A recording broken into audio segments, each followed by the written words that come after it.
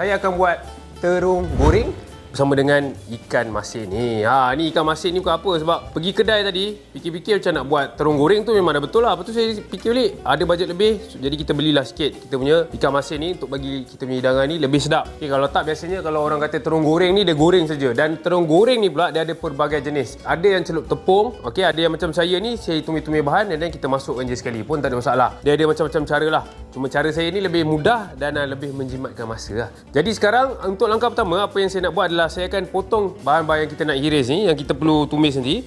Kita punya yang pertama sekali adalah kita punya serai. Alright, kita potong serai sikit. Biasanya kalau anda rasa macam nak titik je pun boleh, kalau nak ketukkan saja pun boleh. Tapi bila ketuk tu, itu hanya akan buatkan rasa je lah, dan juga bau. Maksudnya kita tak boleh kunyah kita punya serai. Tapi kalau saya suka kalau serai ni kita dapat makan. Cara nak makan serai ni sebenarnya kita kena tumis dia betul-betul. Kalau tumis dia separuh jalan ataupun tak cukup garing, dia memang takkan ada rasa. Lepas tu bila kita nak makan nanti dia akan melekat-lekat dalam mulut kan. Rasa tak selesa. Tapi kalau dia jadi betul-betul garing, dia akan jadi ibarat macam keropok, tahu tak? Alright, jadi seterusnya bawang putih, iris nipis. Alright, tapi nipis kalau boleh bawang putih ni, dan juga kita punya cili merah. Kita masukkan, kita potong juga cili merah. Satu cukup lah kan cili merah ni. Alright, kita potong kecil. Iris nipis juga sama macam kita iris kita punya nipis bawang putih tu, dan juga kita punya serai. Dan sekarang kita akan masukkan dekat dalam kuali kita. Alright, kuali ni pun saya dah panaskan tadi. Kita dah panaskan minyak dia siap-siap supaya senang, tak tunggu lama. Dan kita masukkan. Sama je kalau kita nak masak pakai oven, kita kena preheat atau kita kena panaskan oven tu dahulu kan. Kalau tak, nak tunggu lambat. Sama macam kuali. Jadi kita panaskan dia siap-siap dengan minyak semua dah siap kat dalam tu. Senanglah kalau kita nak tumis. Tak adalah nak kena tunggu lama kan. Alright. Dan sekarang kita gaulkan je sampai dia betul-betul garing lah kita punya serai, bawang putih kita dan juga kita punya cili ni. Bagi dia sekata. Untuk menaikkan dia punya rasa minyak tu dan juga ikan masin kita ni, kita akan tumis sekali ikan masin ni kat dalam. Dan untuk ikan masin ni saya akan buang bahagian yang keras ni, maksudnya yang kepala ni ada banyak tulang. Kita buang sikit sebab saya nak potong je. Ni yang kepala dia tak pakai lah. Kalau rasa macam nak buat sup ataupun nak buat kuah mungkin boleh pakai. Tapi kalau nak masak biasanya kita ambil daging je.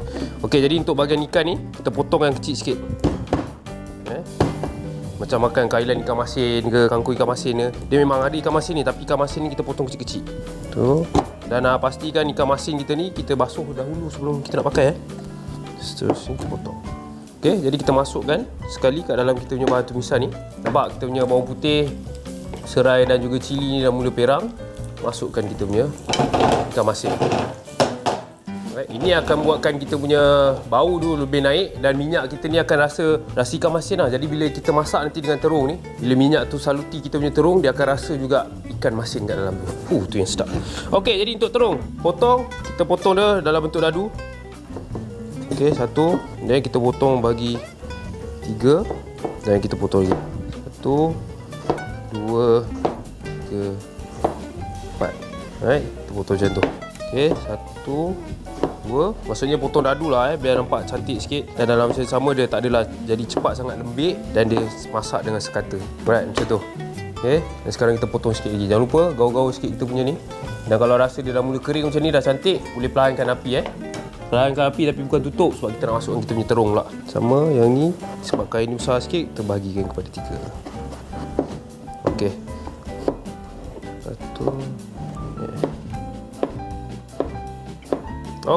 Jadi yang dah ada ni kita masukkan dalam kuali kita. Terung ni masuk dalam kuali. Mula-mula sekali terung ni dia memang akan meresap semua minyak yang ada tu. Jadi macam mana kita nak tahu terung kita tu dah sedia untuk kita angkat adalah bila minyak yang ada dekat dalam kuali tu dia keluar balik. Maksudnya sekarang ni nanti bila kita masak, kita akan nampak macam kurang minyak lah, nak tambah minyak. Tak payah tambah minyak. Kita kacau je sehingga minyak tu keluar balik daripada terung tu. Dan kita masuk dalam kuali, kita gaul sampai dia akan mula kecut sikit lah nanti. Baiklah, sekarang ni kita gaul, nampak tak?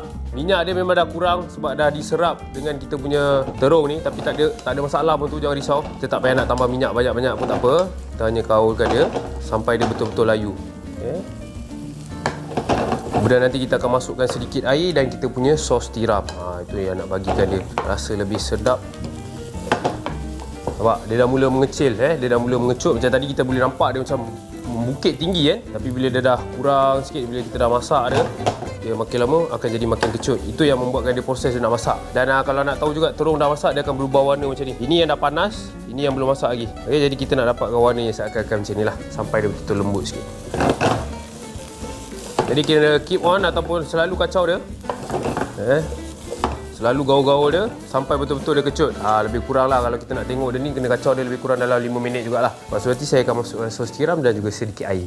Air sikit je tak apa. Cukup. Bila dia steam ni dia buat lagi sedap lah. Dia akan melembutkan lagi kita punya ni. Dan kita masukkan sos tiram lebih kurang dalam 1 sudu. Masukkan sikit-sikit dulu tak apa. Jangan masukkan sekali banyak. Kalau tak nanti dia punya rasa tu kita tak tahu macam mana. Jadi sikit-sikit tak apa.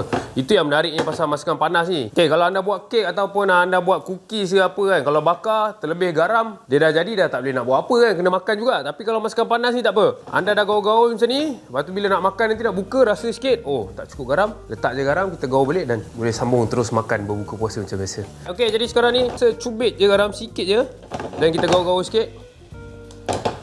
Siap. Inilah kita punya terung goreng versi dapur bujang Ramadan. Kita boleh hidangkan terus atas pinggan itu. Baju sama kuning dengan pinggan. Jadi kita tuangkan dekat tengah ni. Alright, tak sikit. Sangat mudah nak buat kita punya terung goreng ni.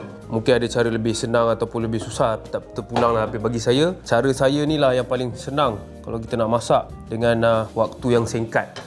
Yang paling penting itulah, senang nak cari bahan. Kalau tak jumpa bahan ni dekat pasar raya, boleh pergi kat kedai runcit. Kalau tak jumpa kedai runcit, boleh ketuk kat jiran sebelah, minta sikit lah kan. Jadilah satu hidangan yang sedap yang macam saya dah tunjukkan ni, iaitu kita punya terung goreng. Jangan lupa cuba.